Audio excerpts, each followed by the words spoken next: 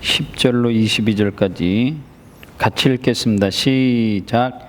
야곱이 부엘세바에서 떠나 하란으로 향하여 가더니 한 곳에 이르러는 해가 진지라. 거기서 유숙하려고 그곳에 한 돌을 취하여 베개하고 거기 누워 자더니 꿈에 본즉 사닥다리가 땅에 섰는데 그 꼭대기가 하늘에 닿았고 또 본즉 하나님의 사자가 그 위에서 오르락내리락하고 또 본즉 여호와께서 그 위에 서서 가라사대 나는 여호와니 너의 조부 아브라함의 하나님이요 이삭의 하나님이라. 너 누운 땅을 내가 너와 내 자손에게 주리니 내 자손이 땅에 티끌같이 되어서 동서남북의 팻말을 치며 땅의 모든 민족이 너와 내 자손을 인하여 복을 얻으리라. 내가 너와 함께 있어 내가 어디로 가든지 너를 지키며 너를 이끌어 이 땅으로 돌아오게 할지라. 내가 너와 허락한 것을 다 이루기까지 너를 떠나지 아니라 하신지라. 야곱이 잠이 깨어 가로되 여호와께서 과연 여기 계시거늘 내가 알지 못하였도다. 이에 두려워하여 가로되 두렵도다. 이곳이요 다른 곳이 아니라 이는 하나님의 전이요 이는 하늘의 문이로다 하고 야곱이 아침에 일찍 일어나 베개하였던 돌을 가져 기둥으로 세우고 그의 기름을 붓고 그곳의 이름을 베델이라 하였더라. 이 성의 본 이름은 루스더라.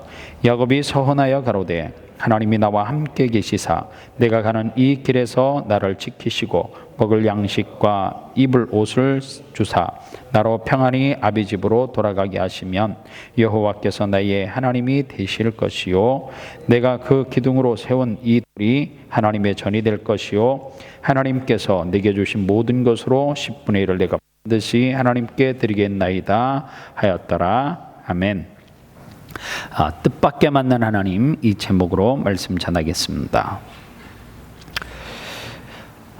우리가 인생을 살아가면서 근심과 걱정이라고 하는 것을 안 하는 사람은 거의 없어요. 근심과 걱정이 우리 가운데 찾아오게 되어지면 여러분들은 이 근심과 걱정의 문제를 어떻게 풀어나가요?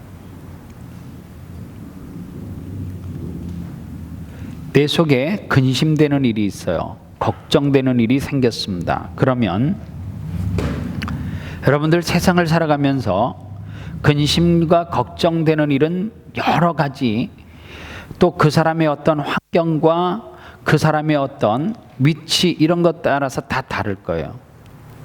그러면 식사 시간에도 잠시 이야기를 하면서 한국에서는 취업의 문제가 사실 청년 실업의 문제가 가장 크잖아요.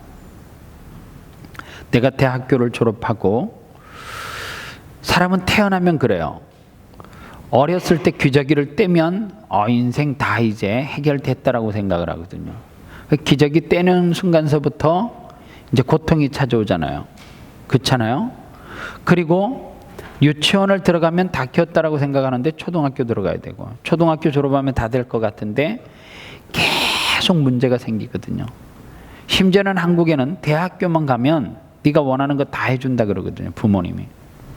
그래서 고3이 되어졌을 때 부모님이 자식에게 정말 눈치 보면서 살거든요. 정말 대학교만 가면 내 인생이 딱 끝나는 줄 알았어요. 그런데 대학교 졸업할 때가 되니까 무슨 문제에 봉착을 해요? 취직이 딱 끝나면 해결이 되면 다 문제가 만사 형통일 것처럼 생각이 되잖아요. 그 다음에 닥치는 문제가 뭐예요?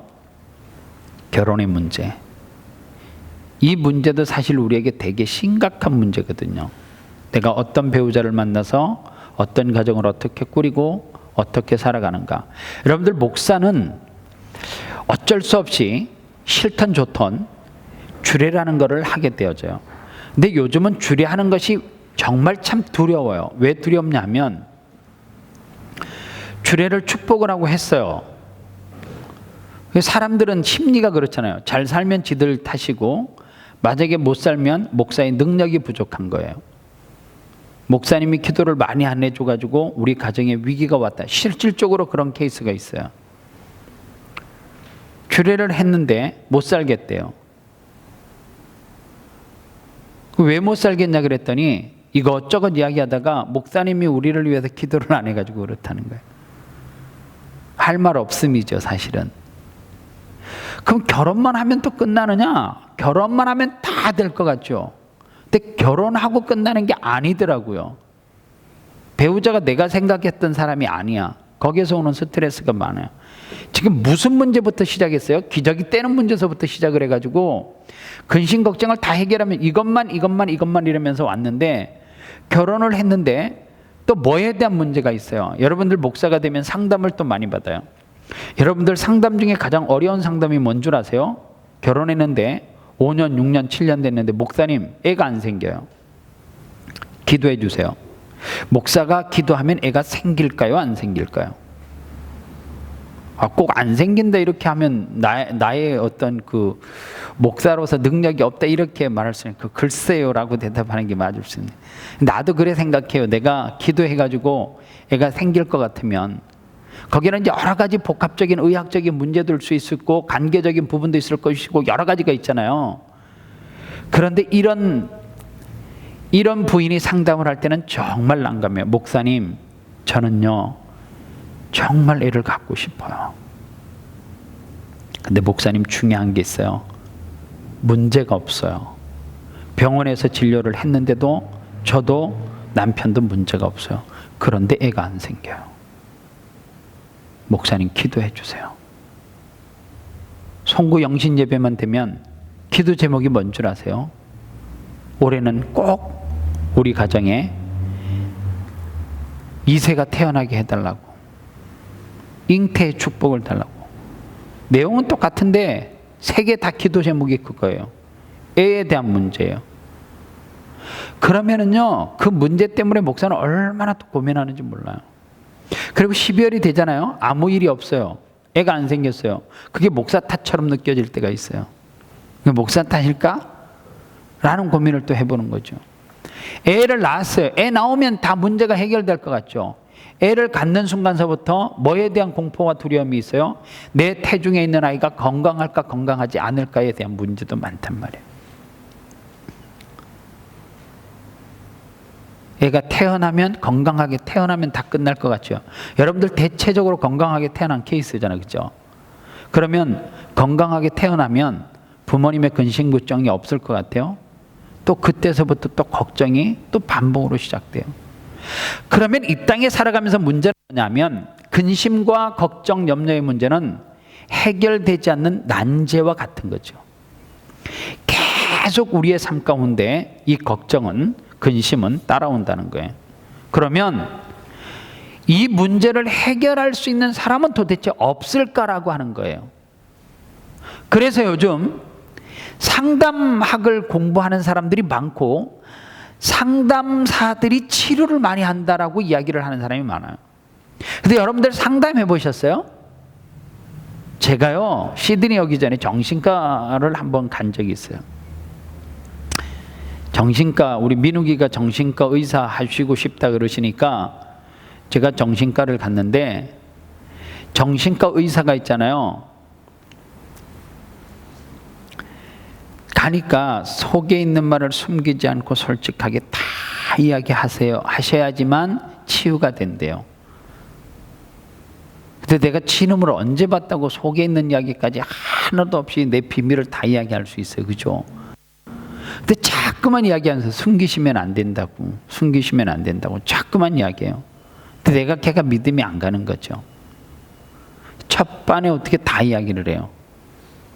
근데 마지막에 뭐라고 이야기를 하냐면, 나도 거짓말을 쳤어요. 다 이야기했습니까? 내가 다 이야기하면 이제 교인들 몇 명 때리 잡아야 되거든요. 나를 괴롭힌 성도들이 이제 한국에 있었단 말이에요. 그럼 그 사람들 내가 이제 목사서부터 몇 명 그 사람한테 이제 또 죄인 만들어야 되고, 또 정신과 의사는 그래서 기독교가 이런 이야기 막 나오기 시작할 거니, 그래서 그 얘기 안 듣고 싶어가지고 그건 살렸어요. 그때 당시 나한테 원수인 목사님이 한 분 계셨어요. 나를 너무 괴롭혔던 목사님이 계셨는데 그 사람이 내 원수였거든요. 거기에서 오는 스트레스가 많아서 찾아갔단 말이에요. 그런데요,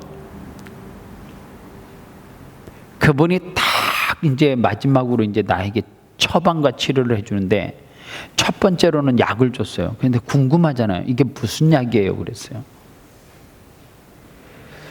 그랬더니 그분이 나한테 뭐라 했냐면, 신경을 안정시키는 신경 안정제와 같은 약을 준 거예요. 그래서 스트레스 덜 받으라고 준 거죠. 나는 그 사람에게 지금 상담을 해서 치유를 받은 거예요? 약을 통해서 치유를 받는 거예요? 약이죠. 상담은 아니죠. 그래서 그거를 가지고 가서 한 번 먹다가 승질이 나더라고. 상담비도 주고 약값도 따로 주고 그러는데 걔한테 상담받은 건 도움이 하나도 안 되는 거예요. 정신과 전문가인데. 그래서 약을 한 번 딱 먹다가 이제 버렸어요. 화가 나가지고. 내가 약 먹고 치유될 것 같으면 이거 내가 뭐하러 이렇게 할까? 중요한 사실을 그때 깨달은 거예요.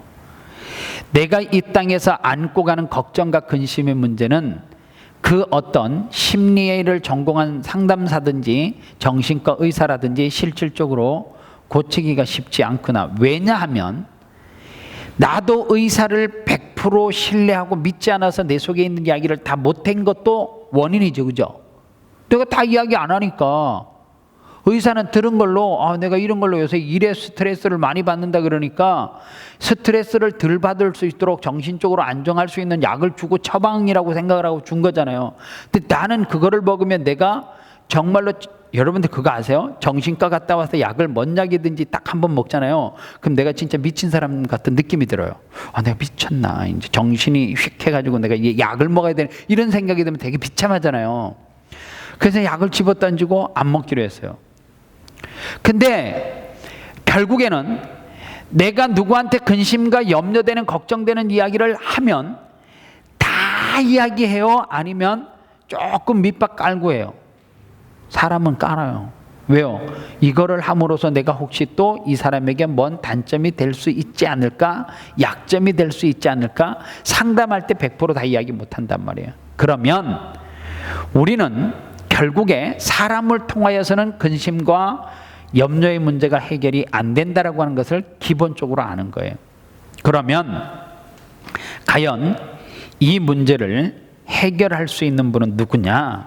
오늘 성경에 보면 야곱이라고 하는 사람이 나오는데 이 야곱은 이삭과 리브가라고 하는 두 사람 관계 속에서 태어난 아들인데 서열로 둘째지만 이 야곱은 쌍둥이에요. 그래서 성경에 보면 에서라고 하는 형이 먼저 나왔을 때에 야곱은 뒤따라서 형의 발꿈치를 잡고 나오는 순서가 약간 있어서 동생이 된 거예요. 그래서 야곱이 평생 동안 얼마 차이 안 나는 그 텀으로 형이 생긴 거죠. 에서가. 근데 야곱은 욕심이 많아요. 근데 뭐에 대한 욕심이 많으냐 하면 지금은 글쎄요, 여자들이 그 어떤 집안에 남자를 선을 봤는데 장자다, 장남이다 그러면 좀 꺼린다며요. 짐을 많이 져야 되니까. 근데 이스라엘은 장자가 좋은 이유가 있어요. 그게 뭐냐면 첫 번째, 장자가 받는 특혜가 뭐냐면 기업을 물려받을 수 있는 축복이요. 즉 재산 상속을 받는다 그 말이죠. 그럼 차자는 안 받느냐? 받아요. 장자가 얼마를 받냐면 아버지가 가지고 있는 재산의 3분의 1을 장자가 가져요. 그 다음에 둘째, 셋째, 넷째, 다섯째, 여섯째, 20명, 30명이 있어도 3분의 1을 가지고 나눠 가져야 되기 때문에 장자가 기업을 물려받는 축복이, 즉 아브라함에게 염소가 양이 10,000마리가 있으면 3분의 2면 얼마요? 7,000마리 정도 되나? 7,000마리는 누구 거요? 장자 거요. 나머지 3,000마리로 몇 명이 있든지 다 나눠 가져야 돼. 그럼 얼마 안 떨어지잖아요. 그러니까 장자가 좋은 거 안 좋은 거예요? 좋은 거예요. 또 하나, 장자가 가지는 축복이 있는데 그 축복이 뭐냐 하면 제사권. 신약에 와서는 예배, 우리가 드리는 예배인데 구약에는 제사라 그래요. 그 제사가 왜 축복이냐? 제사를 통해서 무엇을 할 수 있어요? 다음 후손을 복을 빌어줄 수 있어요. 누가 그렇게 했어요? 이삭이 그렇게 했잖아요. 아버지 이삭이 어떻게 했어요? 자식들에게 뭐 했어요? 내가 너희들이 만들어 놓은 별미를 먹고 어떻게 하겠다고요? 축복하겠다 그렇게 했단 말이에요. 그러니까 이 죄사건이 있다라고 하는 것은 결국에 뭐가 있다는 거냐 하면, 네가 복 받는다라고 하는, 너는 하나님부터 복 받을 것이요, 너는 하나님이 이런 복을 줄 것이야 라고 하는 축복을 물려주는 권한이 있단 말이에요. 그러니까 자식인 야곱과 에서가 아버지의 무엇을 만들어 가서 벌미를 만들어주고, 아버지 나를 축복하여 주시옵소서 그렇게 이야기하잖아요. 그때 아버지가 축복했어요. 누구를 축복했어요? 동생을 형으로 착각을 하고 축복을 했어요. 그 다음에 에서가 사냥해서 고기를 가지고 왔어요. 그랬더니 고기를 한 저름 드시고 나셔서 뭐라 그래요? 나는 한번 이미 벌써 축복했다 그래요. 아버지 내가 장자입니다. 나를 축복하십시오. 그렇게 이야기했더니, 내가 한번 입으로 축복한 것은 그대로 돼. 너는 축복해봐줘. 이제 받을 게 없어. 이게 뭐냐면 죄사를 통한 축복권이에요. 야곱이 이거를 탐했어요. 그리고 나서 형의 장자의 권한을 팥죽 한 그릇으로 빼앗아 오고 난 다음에 형의 축복을 가로챘다라고 하는 이유로 형이 동생을 죽이고 싶을 만큼, 아니 죽일 만큼 그 권한이 그대로 누구에게 갔어요? 야곱에게 갔어요. 그러니까 형에게 죽지 않으려면 야곱이 도망쳐야 되잖아요. 얼마를 도망쳤냐면 부엘세바라고 하는 지역으로 외삼촌 라반의 집으로 도망을 가는 여정이 800km예요. 800km 이러면 잘 분들 감이 안 와요. 군대에서 천리행군 해본 사람 다 방위 출신이에요? 천리행군도 안 해봤어 니들은? 나만 고생 많이 했구나. 난 정말 천리행군 많이 했어요. 얘가 뭐 얘 이래네. 왜 천리행군을 안 해요? 천리행군이 뭐냐면 저 훈련생들이 오면 한 주 내내 걔네들을 산으로 데리고 가가지고 훈련시키고 계속 걸어가는 게 그게 천리여 이놈아. 아니 조교는 계속 한다니까. 그거 들어올 때마다 여름 내내 해요. 천리행군이 더하면 왜 천리가 안 돼? 엄청나게 되지. 매주 그거를 해야 되는데 천리되지? 나쁜. 내가 조교했고 제가 3사 출신이거든. 제대를 가르쳐갖고 알아 좀. 매일 데리고 다니면서 밤에 훈련하고 걷고 천막 치고 자고. 그런데요 여러분들, 정글의 법칙인가 뭐 이런 프로가 나와가지고 어디 이상한 데서 가면 막 그게 추억일 것 같이 웃기는 소리 하고 있네요. 야전에서 자는 게 얼마나 그게 힘들고 피곤한지 몰라요. 일주일을 있잖아요. 산에서 자. 땀 냄새 나는 거 갈아입지도 못하고 씻지도 못하고 그 호레비 같은 놈들이 냄새 죽을 것 같아. 숨도 안 쉬어져. 그냥 피곤하니까 그냥 쿡쿡 쓰러져 자고 그러는데요. 거기에 무슨 추억이 있어요. 추억이 있기는. 근데요 단체로 자니까 뭐는 없어요. 무서움은 없지. 사실은 뭐 무서움이 있겠어요. 다 그 텐트 많이 쳐놓고 자는데 주변에서 똥냄새 나고 막 이렇게 더러워서 문제지. 근데 야곱은 800km를 형을 피해서 도주를 하는데 얼마나 마음이 조급하겠어요. 형이 오면 자기가 잡히면 죽을 것 같으니까 진보다리도 제대로 못 사가지고 부엘세바로 도망을 가는데, 첫날은 제가 볼 때 죽을 힘을 다해서 도망을 갔을 거예요. 정말 죽을 힘을 다해서 도망을 갔겠어요. 그래서 어두워지니까, 깜깜해지니까 가다가 지치고 허기가 지니까 돌을 베개에서 누웠던 장소가 베델이에요. 근데 여러분들 산에서 혼자 잠자봤어요? 이 쉬운 이야기가 아니에요. 얼마나 무서워요, 그죠? 부시럭 소리만 나도 기겁철포. 여러분들 신앙생활 태초부터 잘하는 애들은 학생부 때 극기훈련 해보잖아요. 귀신놀이 하고는. 선생님들이 그거 하잖아요. 귀신 분장해갖고 후라시 딱 뻗치고 산속에 이상한 데 데리고 가고. 나 그 프로그램 다 미쳤다 생각을 했어. 왜 수련회 가갖고 이쁜 여자 만난다 해갖고 꼬시켜갖고 갔는데 공동묘지로 데려가갖고 귀신놀이를 하고 막 미치겠는 거예요. 한 사람씩 막 5분 있다 올라오라고, 그 5분 있다가 가면 선생님들이 다 귀신해 갖고 나타나고 막 피칠칠을 내가지고 있고, 막 얼마나 무서워. 어렸을 때 몇 날 며칠 꿈에 나타나가지고 막 잠도 안 오고 수련회 갔다 오면 후유증이 너무 큰 거지. 눈이 떼꿍 들어가면 다 은혜 받았다고 막 사기치고, 찬양을 많이 목소리셨다는데 아니에요. 귀신이 나타나가지고. 여러분들 공동묘지는 진짜 무서운 거예요. 그렇잖아요. 막 이래갖고 목 쉬었는데 막 은혜 받아서 목 쉬었다라고 막 사기치고. 근데요, 야곱이 혼자 잠을 자는데 이건 도주거든요. 도망을 가는데 아직까지도 얼마가 남았어요? 죽기 살기로 하루 달리면 몇 킬로 달리겠어요? 40킬로가 많이 가겠죠. 미친 듯이 뛰어서 가도, 뭐 이봉준과 지가 열심히 가도 40킬로 가기가 쉽지 않아요. 죽을 힘을 다해서 도망을 가다가 잠을 자는데, 여러분들 성경의 지리학적으로 보면 야곱이 사는 곳에서 브엘세바까지는 지형이 만만치 않아요. 그런데 베델에서 잠을 자는데 성경에 보니까 야곱이 두려움과 떨림 가운데 제대로 잠을 이루지 못하고 뒤척거리고 있을 때 하늘로부터 사닥다리가 연결되고 꿈을 꾸는 것과 같은 거죠. 근데 성경에는 이 꿈을 환상으로 표현해 놓았단 말이에요. 그런데 사닥다리는 무엇을 상징적으로 이야기하냐면, 우리가 신약시대는 하나님과 다이렉트로 기도할 수 있지만 구약에는 절대로 인간이 하나님을 다이렉트로 만날 수 있는 길과 방법이 없어요.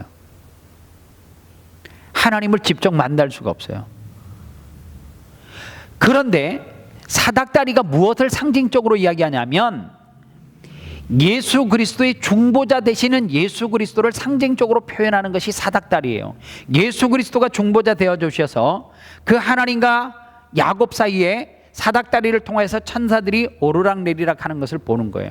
그리고 난 다음에 뜻밖의 야곱이 그 베델이라고 하는 곳에서 하나님을 만나는데, 하나님께서 그 베델 무서운 첫날 밤을 보낼 때에 야곱에게 뭐라고 이야기하냐면, 사랑하는 야곱아, 내가 너를 버리지 않을 것이고 내가 너를 축복하는데 네 조상 아브라함 때서부터 약속한 축복을 네 형이 아닌 네 아버지가 축복한 그대로 내가 너에게 축복해 준다. 그렇게 이야기해요. 여러분들, 첫날 저녁에 그 누구도 근심과 두려움의 문제를 해결할 수 없는데, 심지어는 그를 사랑했던 어머니가 해결할 수 없어서 개나리 보따리 싸질머지고 빨리 도망가라, 형의 낯을 피해서 뛰밀어서 그렇게 왔는데, 어머니도 해결할 수 없고 아버지도 해결할 수 없는 두려움과 그 공포의 문제를 계속해서 안고 도망을 가고 있는데, 야곱에게 하나님께서 뜻밖의 베델에서 나타나셔서 야곱을 위로해요. 근데 여러분들, 왜 사람에게 상담을 하느냐 하면, 어떤 사람하고 이야기를 해보면 정말 이렇게 마음이 편안해지는 사람이 있다 그래요. 그래서 상담사의 첫 번째, 두 번째, 세 번째, 정말로 유명하고 실력 있는 상담사가 되려고 하면 뭐를 잘해야 되느냐 하면, 내담자가 이야기를 할 때에 받아서 자꾸만 추임새처럼 넣어주는 거를 잘해야 된다는 거. 아, 그러셨군요. 네, 저도 똑같은 상황을, 네, 정말 이렇게 격하게 반응을 잘하는 사람이 정말 훌륭한 상담사래요. 근데 이러는 사람이 있다는 거예요. 상담사 중에 실력 없는 애들은, 나도 잠깐만요, 나도 그와 똑같은 상황이 있는데 지가 한 시간 설명해버리는, 이건 잘못된 상담사. 추임새만, 그렇군. 근데 있잖아요, 신기하게 어떤 사람하고 이야기하면 마음에 평안함이 이렇게 오는 사람이 있긴 해요. 어떤 사람은 차라리 안 할 걸 이러는 사람이 있어요. 그런 사람에게는 다시는 안 하잖아요. 그런데 야곱이 그 밤에 아무도 없는 허벌판에 돌을 베게 하고 잠을 자는데 하나님께서 꿈속에 나타나서 너 염려하지 말라, 근심하지 말라, 너 내가 이제부터 함께 할 거다. 그 다음 날서부터 가는 야곱의 발걸음이 얼마나 가벼웠겠어요. 물론 야곱이 그로부터 다시금 자기의 집으로 돌아오는 시간이 20년 걸렸지만은 그 20년 동안 야곱이 하나님께서 함께 하겠다 해서 정말 클리어하게 깨끗하게 살았던 것은 아니에요. 외삼촌 라반의 집에서 나오기 전에 살구나무, 단풍나무, 신풍나무 이런 것들을 통해서 외삼촌 라반의 짐승을 얼룩덜룩하게 만드는 것을 다 조작을 해가지고 외삼촌의 짐승은 거의 비실비실한 눈만 있고 살찌고 이렇게 튼튼한 놈이 오면 그 못에다가 무엇을 꼽아가지고요, 살구나무, 신풍나무, 버들나무 딱 꼽아가지고 모든 짐승이 얼룩덜룩하게 만드는 거예요. 그 삼촌이 약속을 해서 얼룩덜룩한 건 다 네 거라고. 최근에 그런 놈이 하나 있어요. 양을 키우는데 물 먹는 데다 살구나무, 신풍나무, 버들나무 딱 갖다 놓고 왜 이거는 왜 얼룩덜룩 안 해지느냐고. 내가 뭐라 그랬을 것 같아요? 야곱처럼 니한테 하나님이 함께한다 안 그랬기 때문에 안 되지. 니는 당연히 그거 다 해봤자 헛수고라고. 그게 무슨 신빙성이 먼 쪽으로 아니에요. 그럼 우리도 살구나무 이런 거 해가지고 물 먹으면 우리도 얼룩덜룩한 무늬로 바뀌게? 그럴 일은 없어요. 하나님이 야곱과 그렇게 함께 있다는 거예요. 그리고 외삼촌 집에서 네 부인과, 물론 그 가운데 사랑했던 여인은 한 명이에요, 라헬. 그리고 나머지는 그냥 덤으로 왔어요. 부인이 덤으로 왔는데 진짜로 그로부터 낳은 자식이 이스라엘의 12지파를 대표하는 12지파, 지파가 곧 민족을 이루거든요. 그 민족을 이루는 베델에서의 축복이 그대로 야곱에게 임해요. 그래서 여러분들, 염려와 근심이 많을 때, 문제가 있을 때 하나님을 찾지 않고 사람을 찾으면 순간은 마음에 편안함은 올 수 있는데 그게 다예요. 인간이 할 수 있는 것은. 여러분들 나이가 더 들면 지금은 100불 200불을 충분히 쉐어하고 주고 이렇게 할 수 있잖아요. 나이가 들면서 이제 점점 안 하는 게 돈 거래요. 미수하고 정전사님하고 아주 친해요. 예를 들면 그렇다는 거예요. 예예요. 둘이서 너무 친해요. 그런데 어느 날 미소가 이제 돈이 많잖아, 제가. 그러니까 이제 전도사님이 미소한테 그런 거예요. 미소야, 나 돈이 필요한데 10,000불만 좀 빌려줄래? 이러면 그때서부터는 이제 멀어지는 거예요. 하라면 멀어질 수 있어요. 그게 충분히 멀어질 수 있는 소지가 되거든요. 그러면 결국에는 사람은 그로부터 오는 상처가 있잖아요. 10,000불 때문에 네가 나를 이렇게 멀리해? 그때 또 반대 사람은 어떻게 해요? 어떻게 나에게 돈을 빌리려고 다가온 거예요? 오해는 이제 그렇게 생기는 거예요. 내가 돈 있는 걸 어떻게 알고 그렇게 하면 의도적이어서 이렇게 사람이 오해를 하기 시작하면 그렇게 가요. 그러면 보세요. 야곱의 삶을 보면 사람이 가장 해서는 안 되는 짓을 골라서만 한 게 야곱이에요. 그런데 하나님이 야곱을 축복해요. 왜 축복해요? 여러분들, 우리는 여기에서 무엇을 착각하느냐 하면 하나님은 착한 사람을 축복하고 착한 사람을 복준다라고 생각해요. 아니에요. 아무리 착해도 뜻밖의 베델에서 야곱이 하나님을 만나지 못했다라고 하면 야곱은 나쁜 놈이고 그냥 나쁜 놈으로 끝나요. 근데 중요한 게 있어요. 하나님은 믿음의 조상인 이삭으로부터, 그의 아버지로부터, 그게 내용이 잘못 끼어졌다 할지라도 축복권을 통해서 그를 축복했더니 하나님께서 야곱을 잘못 가고 있는데 한도 히프 조인트를 분질러서까지 그를 돌아오게 해서 하나님이 야곱을 축복해요. 중요한 게 있어요. 우리가 똑똑하고 우리가 돈이 많고 우리가 있잖아요. 지금까지 죄를 많이 안 지어서 하나님이 우리를 축복할 거라고 생각하면 정말 거룩한 착각이에요. 우리가 저 밖에서 노는 사람보다 조금 노는 것이 순수해서 하나님이 우리를 하나님의 자녀로 삼아 주셨을 것이라고 생각하면 그것 또한 오산이에요. 왜냐하면 여기 앉아있는 사람보다 지금 시티에서 노는 애들 중에 착한 애들 더 많아요. 진짜 정말 착한 애들이 많아. 단지 걔네들은 한 가지를 못 끊어서 그래요. 이 못 끊어서 그래요. 토요일만 되면 나도 모르게 발걸음이 자꾸 시티로 가는 거를 못 끊어서 그렇지 원래 본성은 사람이 다 착해요. 여기에 있는 애들은 두 가지를 생각하잖아.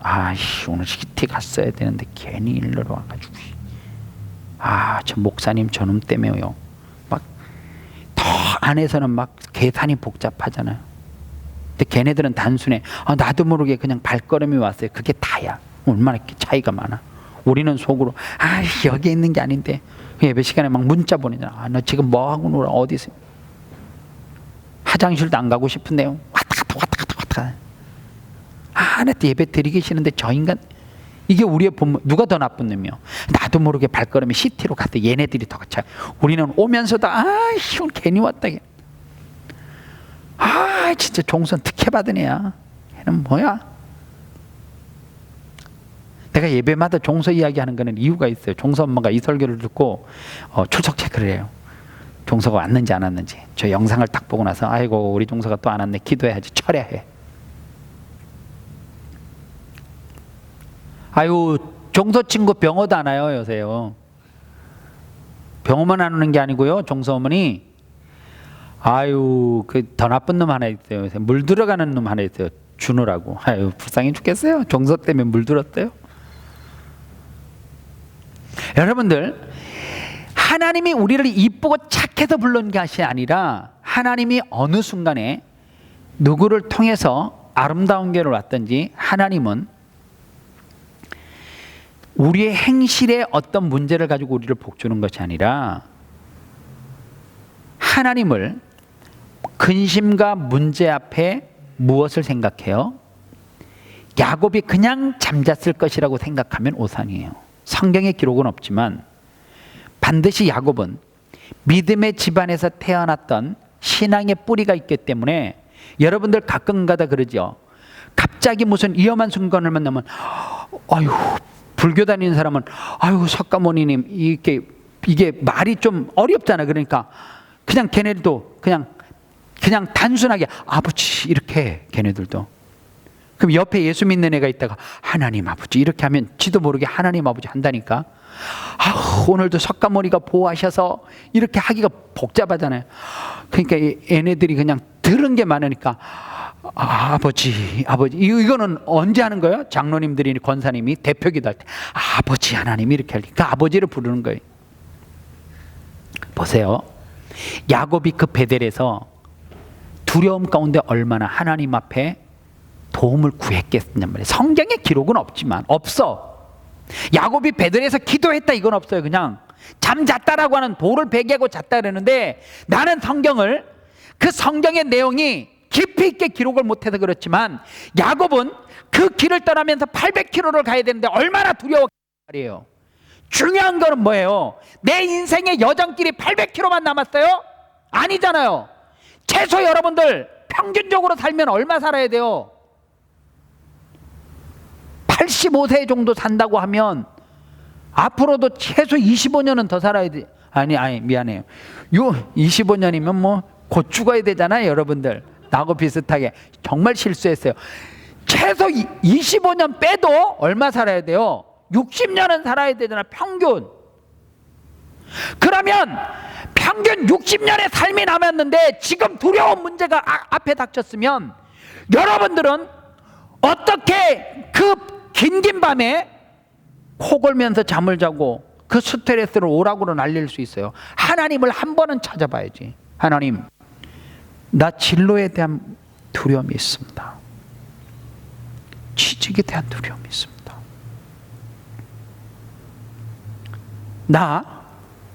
내 인생에 60년 평균 살면 60년 남았는데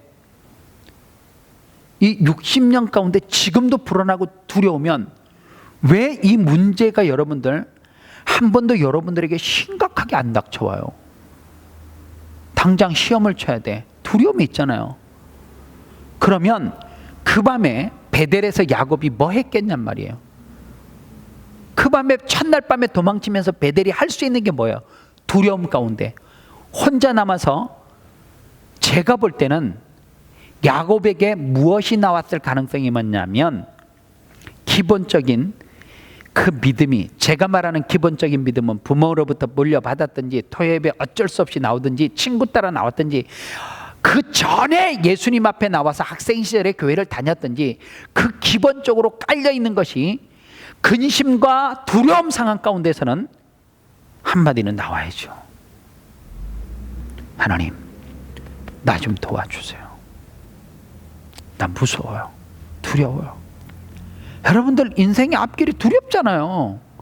자신 있는 사람이 어디 있어요? 저도 정말 두려운데요. 정말 두려워요. 그때 내가 할 수 있는 것이 뭐예요? 사람을 찾아요? 사람을 찾아도 안 되는데 누구를 찾아요? 제가 여러분들보다 인생 더 살았잖아요. 25년. 그래서 이제 한 35년 정도 남았어요. 평균. 근데 내가 인생을 더 살아보니까 나도 수없이 어려움을 당할 때 사람을 찾아봤어요. 나보다 좀 능력 있는 목사님도 찾아가 봤어요. 그놈이더라고. 찾아가 보면 똑같아. 아무리 좋은 이야기를 해도 돌아서면 그 두려움이 가셔요? 아니에요. 내가 막 어느 사람이 은혜 받는 것 같고 막 같이 끼면 될 것 같죠? 토요일에 나오면 될 거 아니에요. 정말 중요한 게 있어요. 두려움과 불안함이 있으면 그때 하나님 앞에 뭐 하는 거예요? 독대하는 거예요. 독대. 야곱이 여러분들 정말 급박한 상황 가운데 가면 그 절실해진다는 마음이 이해가죠. 정말 간절해지는 마음이 생기겠죠. 지금 기도하면 지금 같이 뭐 누구를 위해서 기도합시다라면 건성으로 기도할 수도 있어요. 그래서 성경에서는 중언부언 한다고 표현해요. 그런데 정말 내가 직장에 대한 심각한 문제에 막다뜨렸어요. 그러면 어떻게 해요? 하나님, 나 정말 한 번만 도와주세요. 나 한 번만 도와주세요. 결혼의 위기가 찾아오면, 결혼에서 위기가 찾아오면 정말 그 기도 안 나올 것 같아요. 정말로 방법이 없을 때, 그때 우리의 기본적인 믿음의 베이스가 누구를 찾게 해요? 하나님을 찾아야 되는데, 그럼에도 불구하고 우리는 어리석게 자꾸만 사람을 찾아요. 하나님, 나 한 번만 도와주세요. 저는 야곱이 베델에서 그 기도를 했고, 그리고 사닥다리의 한 성을 보고 베델에서 기도했다라고 하는 야곱의 증거가 뭐냐면, 아무 생각 없이 잠을 잤는데 사닥다리 천사가 오르락내리락하는 걸 봤어요. 그리고 나서 깨어났어요. 이거 뭐지 이러다 말죠. 야곱이 돌아가면서 뭐라 그래요? 그 장소를 떠나가면서 아침에 일어나서 그 베델에다가 돌을 하나 세워요. 하나님이 나와 함께 하셨다라고 하는 그 증거로 돌을 세워요. 근데 이게 성경에서 왜 중요하냐면, 야곱이 하나님께서 어떻게 축복을 했어요? 돌을 세우잖아요, 거기에다가. 그리고 야곱이 뭐라 그래요? 나 이제 다시 여기 돌아올 때 이 장소에다가 하나님의 성전을 짓겠다라고 해요.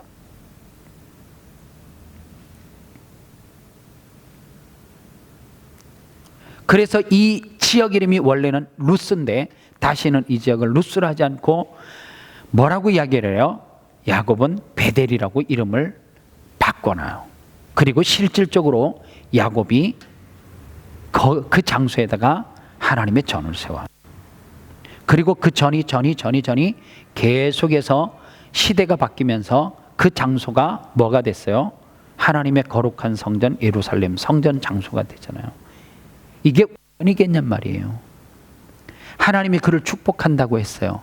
그냥 축복했겠냐면, 가만히 내가 길 가고 있는데 그냥 수많은 사람들이, 그런 사람이 한두 사람이겠어요? 잠자는데 하나님이 걔한테만 특별히 나타나서 사닥다리 보여주고 했겠어요? 아니에요. 제가 볼 때 그 밤에 야곱은 잠 절대 못 잤어요. 제가 볼 때 어떻게 잠이 와요? 사람이 무서우면 있잖아요. 누군가를 찾게 돼요. 제가요, 무서워봤던 적이 있어요. 신학교 선배를 따라서 삼각산 기도원에 산기도를 하러 갔어요. 막차를 타고 첫 차를 타러 내려오기로 하고. 나 선배하고 같이 기도하는 줄 알았어요. 선배가 뭐라 하냐면 넌 여기서 기도하고 자기는 계속 올라가는 거야. 돌바 있는 데다가 굴 같은 데다가 이렇게 넣어주고는 넌 여기서 기도하고 난 좀 더 가서 내. 선배님! 안 들려. 나 혼자 남았어요. 그 시간이 밤 11시쯤 됐거든요. 12시 다 돼갈 때쯤. 근데요, 첫 차가 4시 몇 분이에요. 근데 시간이 4시간이 좀 넘잖아요. 깜깜하잖아요. 따라가는 날이 별로 안 좋은 날이었어요. 보슬비가 내리는 거예요. 여러분들 산에 갔는데 동굴에 있는데 보슬비 내리면 있잖아요. 그건 최악이에요, 최악. 정말 무서움이 있잖아요. 뭐가 올 것 같아. 기도를 막 했어요. 정말 내가 오래 기도했단 말이에요. 시계 불 들어오는 걸 딱 비춰서 보니까 있잖아요. 10분 지나서 한 3시간 하고 있는데 내려갈 때 있는데 기도. 그 다음에 기도가 선배님 대답이 없어. 어디가 있는지 정말 무섭더라고. 그 다음에 내가 무슨 기도를 했냐면 한 번만 살려주세요, 하나님. 한 번만 살려주세요. 나 무서워. 정말 죽겠다고. 정말 죽겠다고. 한 번만 살려주세요. 소리를 지르는 데 있잖아요. 발악을 하는 거죠. 정말 신기할 만큼 발악을 내가 오래도록 했어요. 근데 그 발악이 끝나고 난 다음에 시간을 모르게 시간은 얼마 안 갔는데 그 다음서부터 있잖아요. 나도 모르게 있잖아요. 마음속에 두려움이 조금씩 사라지기 시작. 어떻게 사라지기 시작했냐면 내가 여기 뭐 하러 왔는데 기도하러 왔잖아. 죽어도 뭐 주님이 책임지겠지. 이런 생각이 드는 거예요. 내 인생을 하나님 앞에 그 짧은 시간이지만 맡기게 되더라고요. 하나님이 알아서 하있어. 죽이든지 살리든지. 그러니까 내 마음속에 찾아오는 위로와 평강이 있었어요. 오늘 우리 사랑하는 청년들에게 이게 필요해요. 근심이 있어요. 없는 사람이 누가 있어요. 문제가 다 다를 뿐이지. 그런데 그 문제 앞에 야곱이 베델에서 그 긴 밤에 아무것도 먹지 못했을 것이란 말이에요. 너무너무 지치고 형으로부터 생명의 위협을 느낄 때에 그 야곱의 간절함으로 하나님을 한 번만 불러봐요. 하나님은 반드시 뜻밖의 여러분들을 만나 주실 거예요. 그리고 그 뜻밖의 만났던 그 하나님이 야곱의 인생과 그리고 그 후손의 인생과 그 이후의 후손들 가문을 하나님께서 축복했어요. 오늘 축복은 우연히 절대 안 와요. 하나님을 간절히 찾으면 하나님은 여러분들 만나줘요. 위기 다 오셨잖아요. 나만이 위기예요? 아니에요. 여러분들이 더 큰 위기죠. 나 이제 35년 남았다니까, 평균. 여러분들은 60년 남았어요. 나보다 위기가 더 많이 올 것 아니에요. 그럼 지금 여러분들이 뭐 하셔야 돼요? 그 문제의 키 열쇠를 가지고 있는 하나님을 찾고 하나님 앞에 간절히 부르짖으십시오. 하나님, 내 인생 가운데 개입해 주시옵소서. 미키마우스? 미키마우스죠, 그거. 월트 디즈니가 그린 그 만화. 월트 디즈니가 만화 같은 걸, 이 캐리커처 같은 거를 그리면서 나 이거 하는 사람이니까 그림을 그려가지고 미키마우스를 그렸겠죠. 여러 직장에 다니면서 나를 좀 직원으로 써달라고 그러니까 한 군데도 그걸 거들떠보지도 않고 써주지도 않대요. 정말 노숙자가 됐어요, 어느 날. 월트 디즈니가. 자기 그림을 알아주는 사람도 하나도 없는 거예요. 어느 날 이 월트 디즈니가 목사님 집에 신세를 지게 돼요, 지금. 그런데 하루를 신세 진 게 아니라 하루 신세지로 들어갔다가 너무 이 목사님이 따뜻하고 포근하게 잘해주니까 하루가 이틀 되고 이틀이 3일 되는데 목사님이 하셨던 것을 월트 디즈니가 보고 기도하기 시작하는 거야. 그 집에서 똑같은 그림, 자기가 그려가지고 있는 그림을 가지고 써주는 데가 없는데 하나님, 이 그림이 세상에서 빛을 보게 하여 주시옵소서. 나를 도와주세요. 그 신세를 지려고 찾아갔던 그 목사님 집에서 월트 디즈니가 하나님을 인격적으로 만나는 체험을 해요. 그리고 난 다음에 전 세계인이 나 같은 사람도 아는데 미키마우스, 월트 디즈니, 전 세계 사람이 기억하는 이름이 됐고 전 세계 아동들이 다 아는 미키마우스. 그리고 어린아이들이, 전 세계 어린아이들이 그곳에 한번 가서 구경하면 정말로 축복받고 행운하라 그럴 만큼 전 세계 어린이들이, 부모님들이, 전 세계 사람들이 알아주는 그런 사람이 됐어요. 문제는 뭐냐? 평생 동안 우리는 짐을 안고 가요. 문제를 가지고 가요. 그러나 하나님을 만나지 못한 사람은 평범하게는 살 수 있어요. 그러나 야곱처럼 특별하게, 월트 디즈니처럼 특별한 존재로 살아가지는 못해요. 저는 여러분들이 하나님 앞에 야곱처럼, 월트 디즈니처럼 특별하게 쓰임받기를 원해요. 그러려면 어느 때에 어느 순간에 하나님과 뜻밖의 인격적인 만남이 반드시 있어야 돼요. 그러면 여러분 인생 가운데 놀라운 기적이 일어납니다. 기도하겠습니다. 하나님 감사합니다. 뜻밖의 만난 하나님, 이 하나님을 통하여서 야곱이 축복받고 월트 디즈니가 축복받았던 것처럼 우리 사랑하는 청년들도 인생 가운데 걱정과 근심의 문제 앞에 하나님 두려워하고 신음하는 것이 아니라 그 문제를 해결해 주실 분이 하나님밖에 없음을 알고 오늘도 하나님 앞에 엎드려, 하나님 앞에 엎드려 하나님, 내 인생 가운데 한 번만 개입해 달라고, 간섭해 달라고, 내 인생의 근심과 걱정에 문제를 해결해 달라고 야곱처럼 부르짖고 구하여서 하나님 앞에 귀하게 쓰임받는 청년들 되게 도와주옵소서. 예수님의 이름으로 기도합니다. 아멘.